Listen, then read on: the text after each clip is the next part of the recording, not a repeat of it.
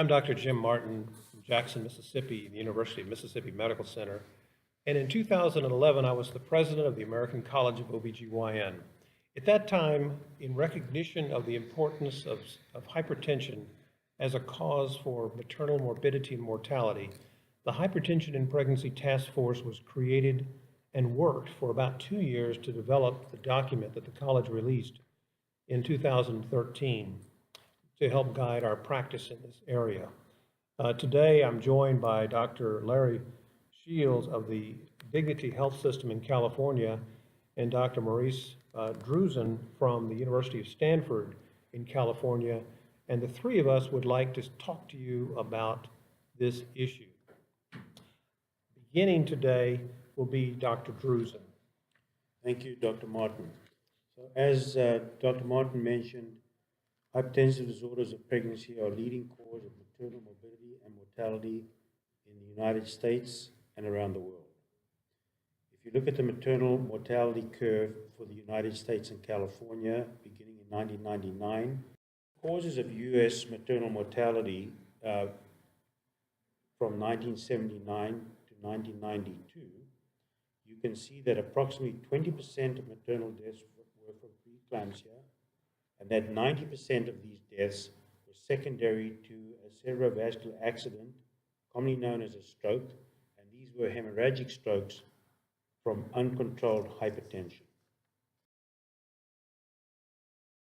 In the state of California, similar numbers were noted, with 70% of maternal deaths from preeclampsia and 87% of them being from hemorrhagic stroke. That you could have altered the outcome, and altered the outcome meaning if you would have applied standard evidence-based practices, would the patient that died in that particular case be alive today? And if you look at preeclampsia, there was a 60% probability that there was a strong or good chance that we would have changed the outcome for that patient had evidence-based practices been put in place.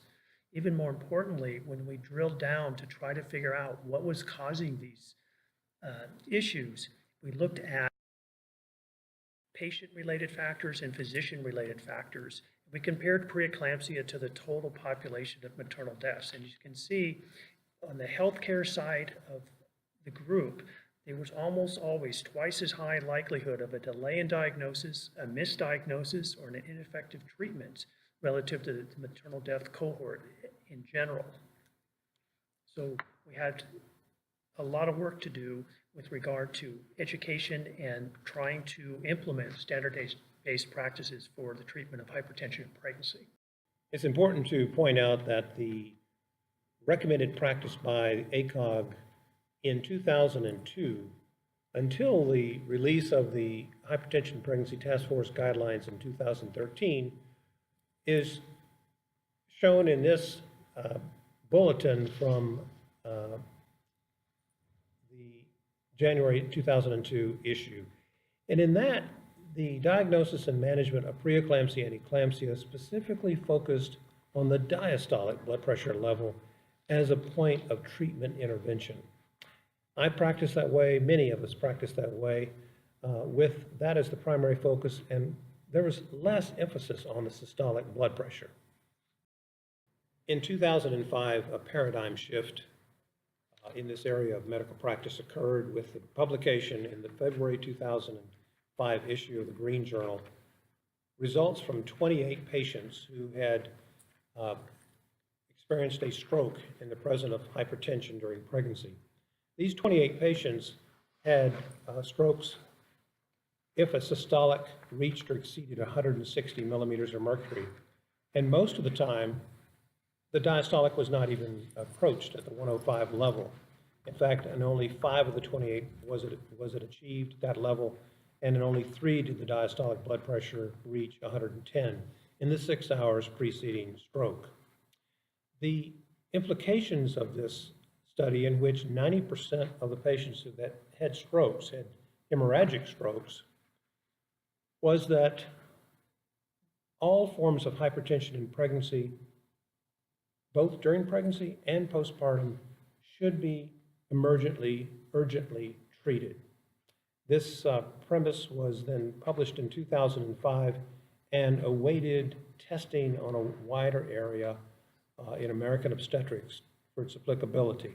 This applied to all forms of hypertension, patients with gestational hypertension, preeclampsia, severe preeclampsia, HELP syndrome, and chronic hypertension. Dr. Martin, Dr. Druzin, it's important to look at as we try to look at the impact of severe hypertension. So hypertension, as Dr. Martin just mentioned, from all causes, is about 4 times higher in that group of patients than it is in patients without severe hypertension. And this is information that came out of a large collaborative from California trying to address how to treat hypertension in pregnancy and improve outcomes. If we look within our own, my own hospital system, where we do about 60,000 births annually, we implemented a very simple process where we wanted people with sustained blood pressures to get treated, them to be treated with magnesium sulfate, and if they had a hypertensive disorder in pregnancy, to have early postpartum follow-up. And as you can see here, we had a dramatic decline in both the rate of eclampsia, or one of the most significant complications of preeclampsia or hypertensive disorders of pregnancy, and we also saw a significant reduction in severe maternal morbidity, so something that can be taken home to any hospital in the United States.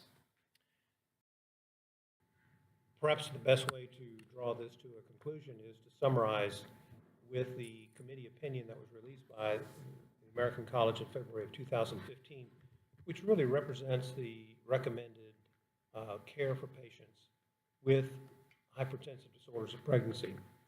And the important thing are the words emergent, because this is an emergent issue for pregnancy.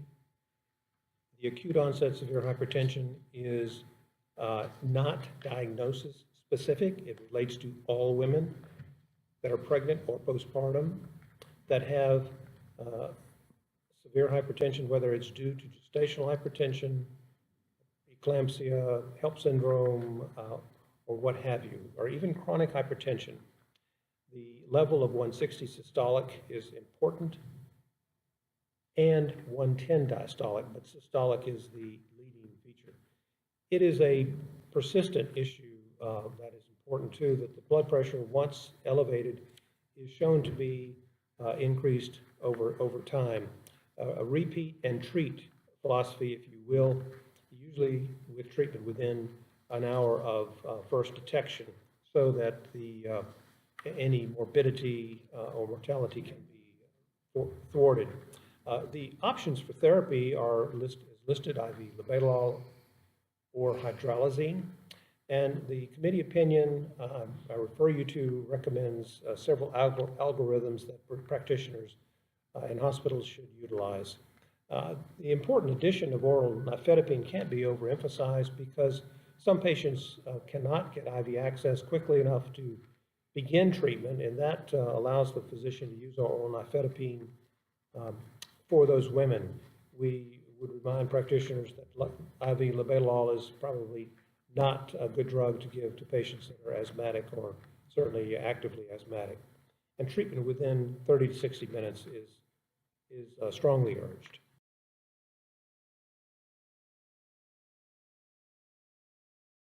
We left this to last because so often we hear the story of, well, we gave them magnesium sulfate to control their blood pressure, when really magnesium sulfate's primary effect has nothing to do with control of blood pressure. It's for seizure prophylaxis. You can see in this nice study here where they gave a 6-gram loading dose and a maintenance dose of 2 grams per hour, which would be slightly higher than most patients would get for preeclampsia or other hypertensive disorders of pregnancy. There really is no change in the systolic blood pressure over a 2-hour period or the diastolic blood pressure. So I think the important message that we want to leave with this slide is that magnesium sulfate should not be considered an antihypertensive medication.